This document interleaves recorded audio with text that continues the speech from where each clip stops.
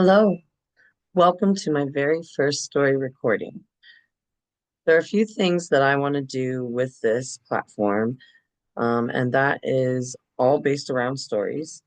So, one of the things I want to do is read you chapters of my active story that I'm writing now, and that will keep me writing because I'll have to keep chapters coming. Right now, I currently have eight, um, and we just want to keep them rolling.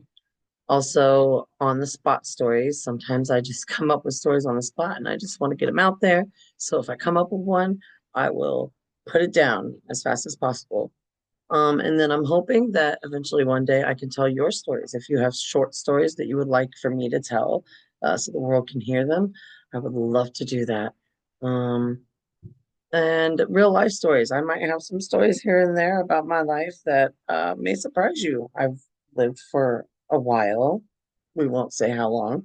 And I have stories to tell. So it's all about stories all the time. But for my very first story, I want to tell you the first chapter of my book, Departed But Sought.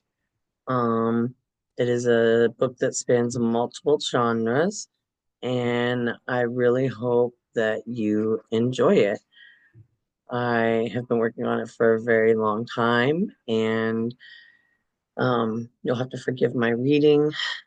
You know, have never read to a computer out loud before. So let's start. Chapter one of Departed But Sought by myself, Cassandra Casconi. Xander was sore and exhausted, but the elation he felt drowned it all out. Even amongst the angry passengers in the security line, his thoughts were of Sarah and Jazzy. It had been 2 weeks of competition away from home, and FaceTime was not cutting it anymore. He loves the fight, and he is good at it. A career fighter is away from home a lot, but the past 2 weeks had paid off big. He had spoken with his girls just before boarding the flight. They were so excited about his big win, though he could tell Sarah was concerned. That was probably due to the splotches of healing bruises all about his face. He sat next to a young woman, probably early 20s. She wore thick makeup and even thicker perfume. He smiled and squeezed past her to the window seat. She wore earbuds and gave him a half hearted, please do not F with me look. He wanted to sleep through the flight, but his excitement had him restless. He pulled up the videos of the tournament that he had downloaded and he got ready for his trip. It was only about 4 hours from DFW to PDX, but his flight was so late and it didn't land till around 1 a.m., so he knew that they would be asleep by the time he got home. About 30 minutes after the flight took off, Xander was out.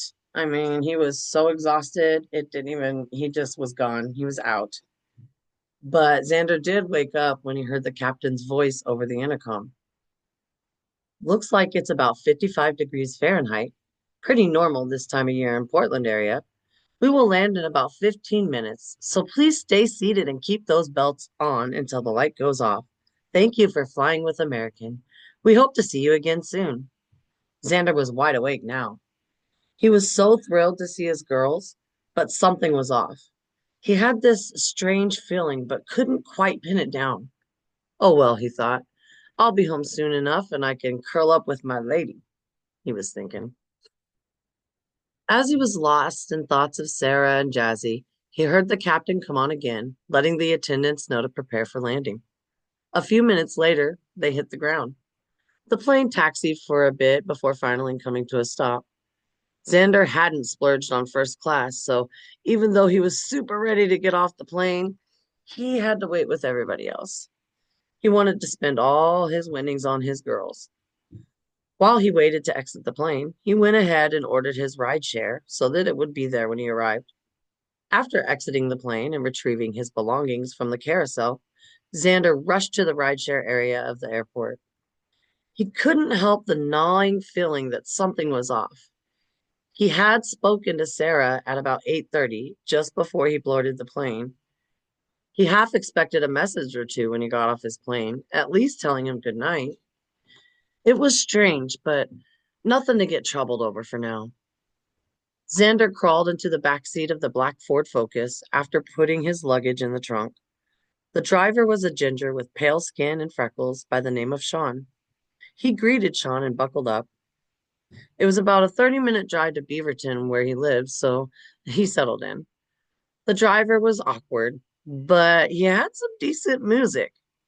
Good song, Xander said to Sean as they were exiting the airport.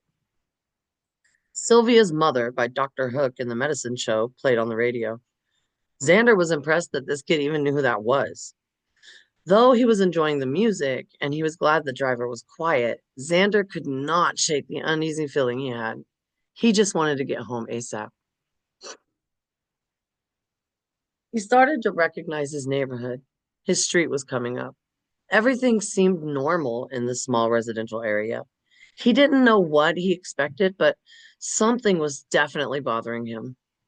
Oh, well, he thought, I'm almost home anyway. As they neared the house, Xander noticed two things. One, the gate was open, and two, the patio light was not on. Xander knew that Jazzy probably left the gate open when she came home from school, but he just talked to Sarah before he got on the plane, and surely she would remember to turn the light on. Well, maybe it blew out or something, he thought. Before the car completely stopped, Xander was out. He didn't even head to the trunk to get his luggage. He didn't run, but he was walking very quickly with a purpose. He noticed everything was dark. Not a single light in the house was on. When Xander finally reached his front door, it was so dark and he was so wound up, he fumbled for his keys. He could hear the driver in the background, though he couldn't quite make out what he was saying. He found the keys, but as he went to slip it into the lock, the door just opened. Fear coursed through his body. He flipped the switch on the wall so he could see what awaited in the living room area of his home. He immediately turned it back on.